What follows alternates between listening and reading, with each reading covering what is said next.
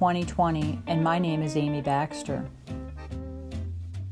When the Reverend Craig Lemming said he was interested in collecting faith stories from parishioners at St. John's, I thought, what a great idea! Who doesn't love a good story? I was blessed to have grown up around colorful storytellers. In my opinion, my own father was one of the best.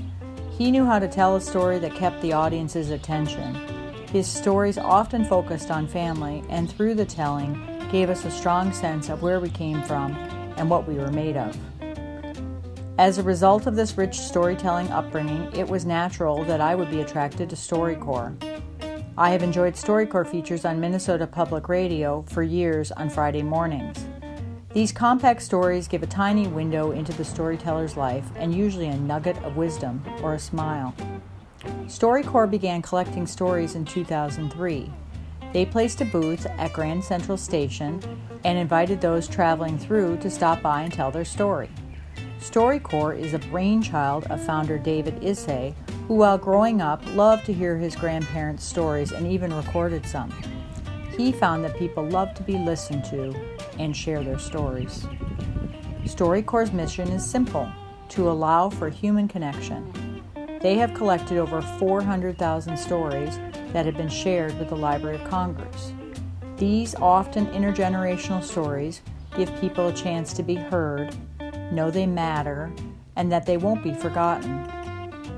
StoryCorps' tagline is listen, honor, share.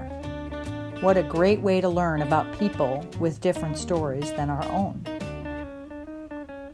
Last fall, Reverend Craig gathered Reverend Jared Weber Johnson, Beth Bowman, Mary Elizabeth Johnson, and me to contemplate what a StoryCorps project at St. John's could look like.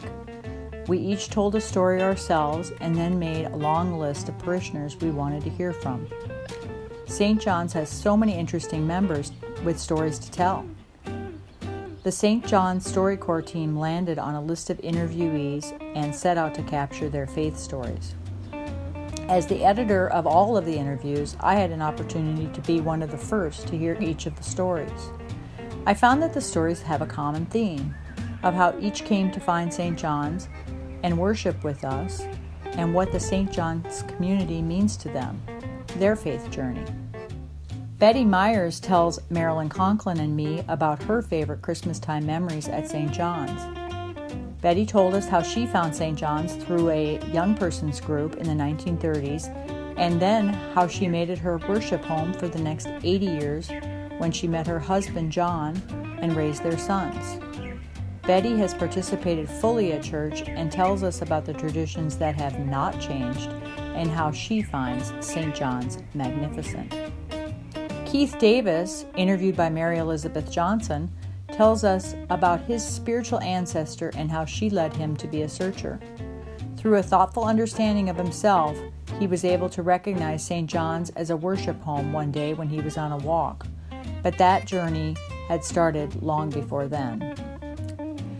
Jay Koshi, interviewed by Beth Bowman, explained his complex upbringing and how he has found shelter and comfort in the rituals of the Episcopal Church and at St. John's.